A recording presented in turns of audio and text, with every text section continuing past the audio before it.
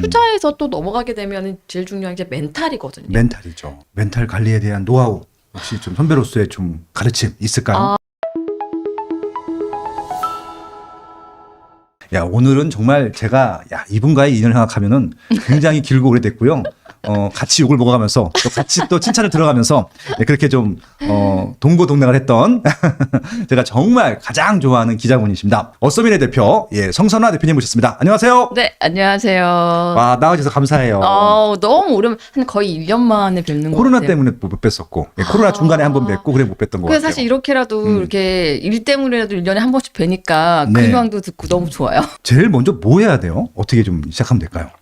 종잣돈을 일단 모아야 되는데 종잣돈을 지금 뭐 밝혔어요. 2030 분들이 예. 많다고 말씀을 하셔서 그런데 이거는 제가 3년 동안이나 이제 기초반 6,000풀 기초반을 하면서 통계가 나와 있기 때문에 네네. 이 부분에 대해서는 자신 있게 말씀을 드릴 수가 있어요. 2030 분들이 재테크를 한다고 하면 아주 기초적인 게 이제 종잣돈을 모아야 되고 절약 습관이 몸에 배야 되거든요. 종잣돈과 절약. 네. 네. 근데 이게 기준이 없어서 잘 못하는 경우가 있는데 무조건 월급의 80% 이상은 모으셔야 돼요. 그리고 저는 딱 기준을 정해줘요. 싱글은 무조건 100만 원 언더로 살아야 된다. 그리고 이것도 딱 나와요. 요즘 물가가 많이 올랐다고 하지만 네네. 그래도 일주일 식비가 10만 원이 넘어가면 안 돼요. 일단 지금까지 말씀해 주신 걸 정리해 보면 네. 일단은 월급의 80% 이상을 저금하는 것이고 네. 이게 100만 원 이상의 생활비를 쓰면 안 된다. 월 생활비고 그다음에 식비로 일주일에 10만 원 쓰면 안 된다. 네. 야, 이거 굉장히 중요한 원칙인 것 근데 같습니다. 이 기간이 길지 않아요. 저는 이 기간을 최소한 길어봤자 1년? 짧으면 6개월 정도로 끝내야 돼요. 내가 노력한 만큼 아웃풋이 확실하게 나오잖아요. 그러네. 그리고 내가 맘만 먹으면 돼요. 네. 나는 식비를 줄이겠어라고 맘먹어서 내가 안 먹으면 되잖아요. 그렇죠. 안 먹으면 되지. 근데 이거 나와의 싸움인 거잖아요. 네. 근데 미국 시장이라든지 국내 시장이라는 거는 나와의 싸움이 아니라 지금 미국 연준에서 지금 금리를 이렇게 올려버리는데 이런 상황에 네네. 주식 떨어지는 건 내 의지와 무관하잖아요. 아, 그러네요. 내 의지와 무가 상관없이 움직이는 것들도 통제하기 힘든데 적어도 내 생활은 내가 통제해야지. 그렇죠. 내가 할 수 있는 것은. 네. 그러네요. 그래서 이거를 만약에 통제가 안 된다라고 하면 저는 네. 나머지 재테크도 할 수가 없는 게 투자에서 또 넘어가게 되면 제일 중요한 게 멘탈이거든요. 멘탈이죠. 멘탈 관리에 대한 노하우 혹시 좀 선배로서의 좀 가르침 있을까요? 저는 일단은 안 보려고 노력을 해요. 계속적으로 보는 거는 나쁘지 많이 봤을 때 내가 꼭 이거를 지금 현재 건드릴 수 없는 수준일 수 있잖아요. 그렇죠. 제가 손실은 딱 마이너스 20%가 마지노선이거든요.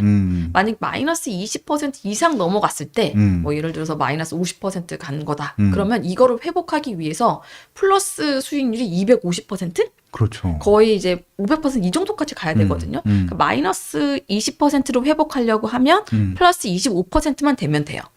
근데 그 이하로 내려갈 경우에는 걷잡을 수가 없거든요. 그러면 일단 요거는 사실 어떻게 보면 어떤 시기를 놓쳤다? 그러면 어떻게 해야 돼요? 손절해야 됩니까 이거? 저는 이제 지금 시장은 아니라고 봐요. 왜냐면 올해까지도 사실은 계속 안 좋을 텐데 다 이제 모든 게 사이클 있잖아요. 이게 처음 이렇게 코로나 이후에 주식시장에 와서 유동성 장세만 맛봤던 사람들은 네네. 이게 무슨 일인가 할 텐데 그렇죠. 사실 보면 이제 삶이라는 게 그렇고 모든 것들이 다 굴곡이 있잖아요.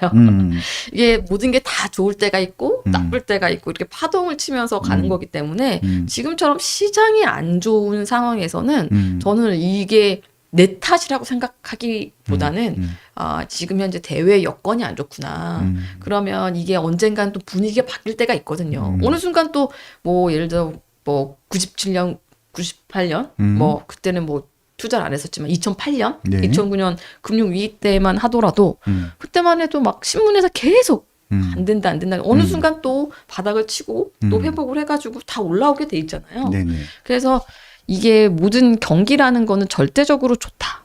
절대적으로 나쁘다. 이런 개념은 절대 없잖아요. 네네. 또 상대적인 거기 때문에 언젠간 또 저는 이 위기가 지나고 또 극복될 때가 있고 얼마 전에 저희 그 구독자분 중에 이런 질문을 하셨더라고요. 100일 된 아기가 있는데 지금 주식 사면 어떨까요? 아주 좋은 타이밍이죠. 네. 100일 된 아기들 주식 계좌 같은 경우에는 이제 증여로 해가지고 10년 이상 바라보는 거잖아요. 그렇죠. 지금 1,500만 원 정도까지 할 수 있는 거 맞죠? 네. 예. 그 지금 상황에서는 보면 주식이 이 매입 시점에 그걸 하기 때문에 산 이후에 늘어나는 거에 대해서는 상관이 그렇죠, 없거든요. 상관없죠. 예, 예. 그러면 지금 우량주들이 정말 많이 빠졌잖아요. 미국에 있는 나스닥이 지금 고점 대비 거의 마이너스 30% 정도가 내려가고 있는 상황이니까. 그러니까 둘이 1등이었었는데 아랑콩가한테 졌잖아요. 네, 맞아요. 네. 그런 식으로 이제 다 이렇게 한 상황에서는 근데 또 이런 상황에서는 또 길게 보고 들어가기가 쉽지가 않은 거예요. 단기적으로 지금 베어마켓 약세장이어가지고 어디까지 빠질지에 대해서는 아직까지 잘 모르지만 전체적인 어떤 그 밴드 이 밴드에서 봤을 때 저점에 있다라는 거는 확실히 맞거든요. 그러면 이쯤에서는 이렇게 뭐 이미 있는 사람들은 상관이 없지만 없는 사람들 같은 경우에는 뭐 연말까지 길게 보고 조금씩 사 모으는 것도 지금 방법이거든요. 네. 그래서 저는 일단 주식 빠졌다고 스트레스 받지 마라. 저거 그 말씀을 좀 드리고 싶네요. 근데 이제 20 분들 특히 이제 투자 경험이 없는 분들이 그냥 이게 성공한 케이스들만 단기간에 그것도 성공한 케이스들만 보고 부러워하다 보니까 본인도 그렇게 안 되면은 굉장히 내가 잘못하고 있는 것이 아닌가 불안해하기도 하고 그러다 보니까 자꾸 이제 무리한 도전들을 하는 것 같아요. 코인이든 저는 NFT든. 예. 사실 2030 분들한테 재테크도 되게 중요하지만 더 중요한 거는 그 시기에는 제가 봤을 때 몸값을 올리는 게 가장 중요한 것 같고요. 저도 뭐 일찍 저는 되게 이제 직업 특성상 그리고 제가 운 좋게 되게 어린 연차 때 부동산을 출입하는 바람에 네. 부동산을 일찍 눈 뜰 수 있는 그런 조건이 됐었는데 사실 제가 정말 제대로 돈을 벌고 막 이렇게 한 거는 사실 기자 생활 10년 차 넘어서인 것 같아요. 그 전까지는 제 직업에 엄청 충실을 했거든요. 그럼요. 그리고 그런 바탕이 된 게 지금 제가 이제 회사를 정말 과감히 그만둘 수 있는 그런 바탕이 된 것 같아요. 왜냐면 지금 하고 있는 것들이 제가 기자 생활에서 다 배웠던 거 써먹는 거거든요. 여러 부서 뭐 부동산도 하고 증권도 하고 하시고, 은행도 하고 심지어 마지막에는 IB까지 하고 나와가지고 네. 그런 것들이 이제 시장을 단편적으로 하나만 보는 게 아니라 여러 개의 레이어로 볼 수 있는 그런 거를 기자 생활하면서 익힌 거거든요. 그렇죠. 그래서 저는 2030들 재테크를 대하는 태도는 내가 돈 벌어가지고 빨리 은퇴하겠다 이런 것도 되게 중요하지만 네. 저는 보니까 정말 회사에서 충실하려고 생각을 했었던 게 내가 왜 그랬을까 이런 생각이 되게 많이 하고 네. 딱 제 회사를 이렇게 딱 차려보니까 확실히 뭐를 해도 자기 회사 차려서 일하는 게 되게 보람 있고 이렇게 하라고 또 추천을 하고 싶다. 그러면 재테크라는 게 어떤 측면에서 전 이런 것 같아요. 내가 하고 싶은 일을 선택할 수 있는 그런 백그라운드가 되는 게 너도 뭐 회사 그만두려고 막 결심을 해서 회사를 나온 게 아니라 내가 그만둬야겠다는 한 3일 만에 이제 사표 쓰고 나왔으니까요. 근데 이제 자신이 있었던 거는 내가 회사를 그만둔다고 해도 회사에서 주는 월급만큼 내가 벌 수 있을 것 같아. 투자로. 이런 게 있으니까 이제 그래 이제 한번 내가 할 만큼 한 것 같다. 여기서는. 이제는 내가 진짜 이렇게 하기보다는 한번 바꿔보자. 내가 한번 해보자라고 생각이 딱 들었을 때 네. 바로 이렇게 할 수 있는 것도 제가 투자라는 거를 배웠고 그걸로 인해서 월급보다는 많이 받을 자신이 있다. 이런 생각 딱 들었기 때문에 할 수 있었던 것 같아요. 저는 2030 분들 우선순위가 그래도 일. 내가 하는 일. 근데 내가 하는 일이 뭐 회사에 충실하 이게 아니라 내가 정말 내 뭐 업으로 할 수 있는 게 뭔지 이런 거에 대한 몸값을 높이는 거에 더 집중을 하고 재테크는 내가 정말 이렇게 내가 하고 싶은 거를 할 수 있는 그리고 무언가를 선택할 때 돈이라는 게 늘 제약이 따르잖아요. 그럼요.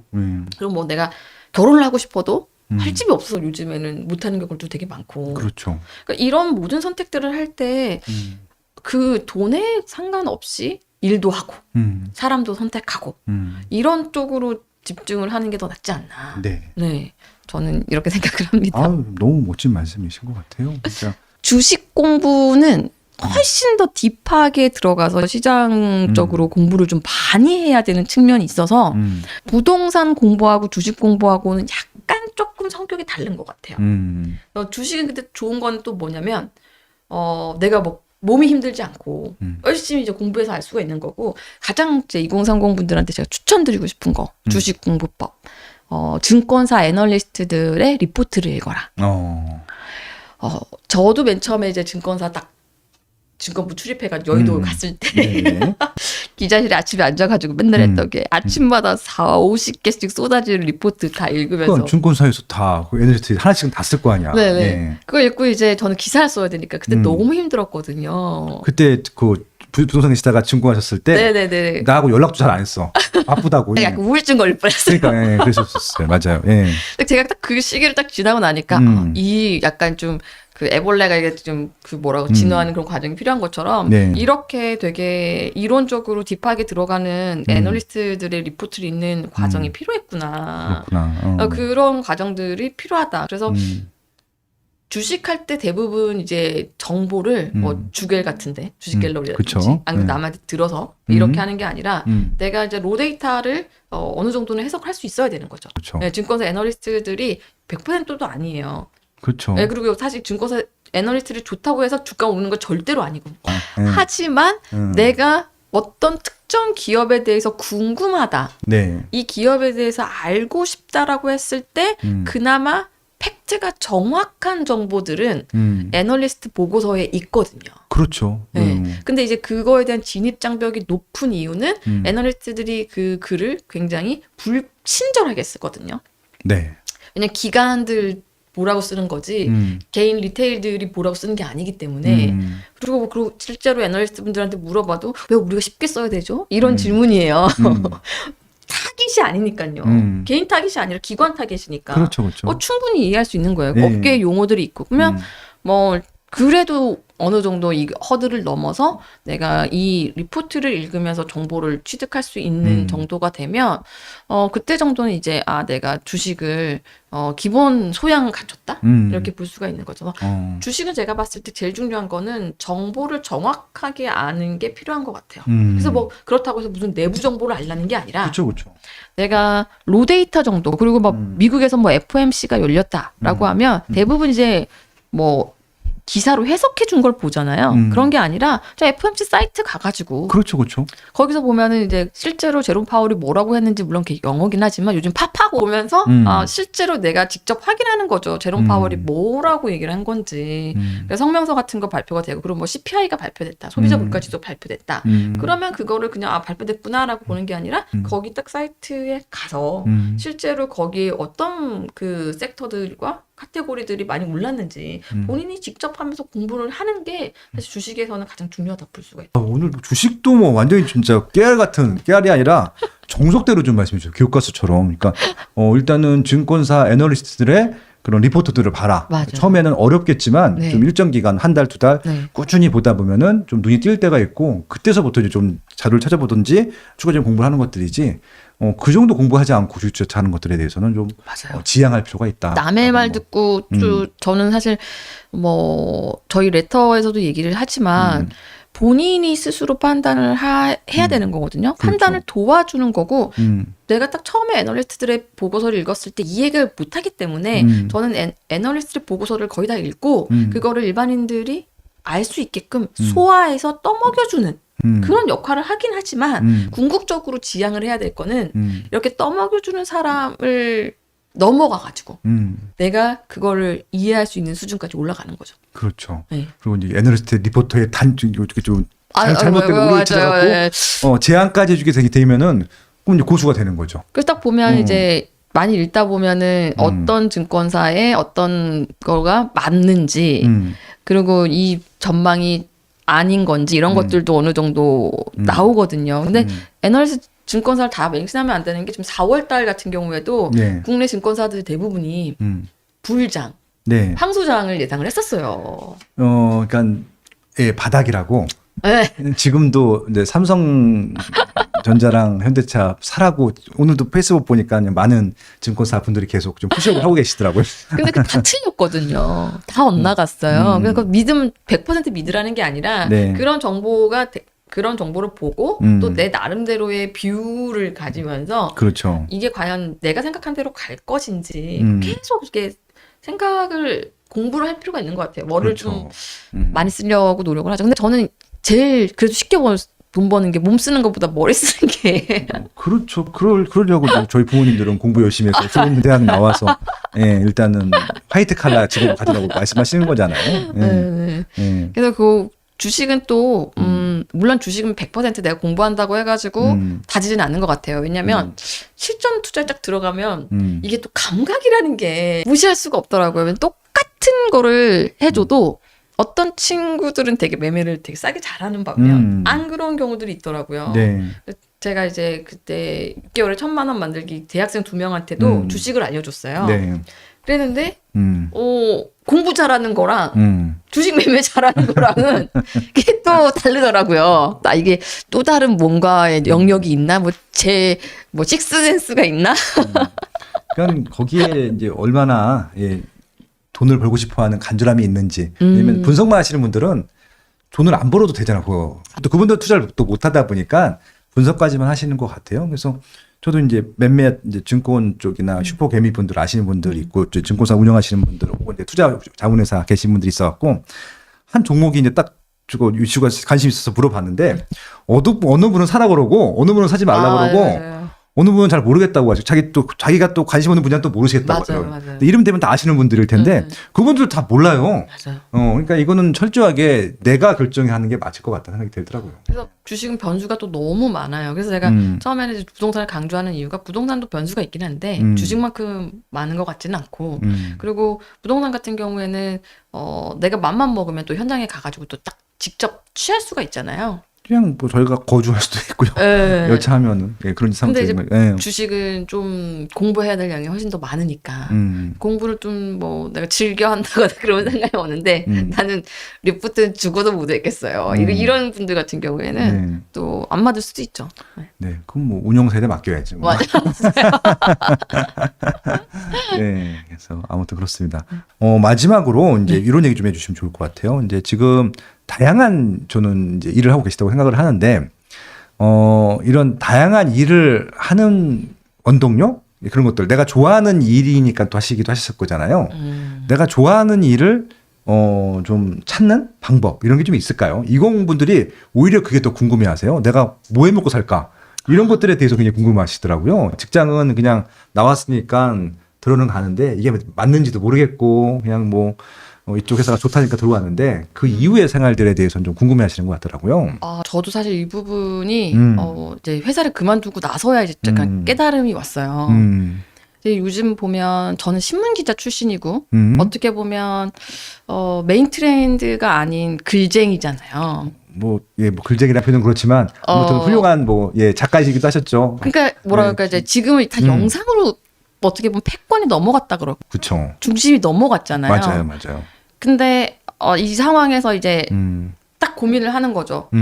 내가 원래 잘했던 거는 지금 글 쓰는 일이고, 그렇죠. 지금까지 해왔던 것도 글 쓰는 일인데 시장의 흐름이 영상으로 넘어갔다는 거예요. 그렇죠.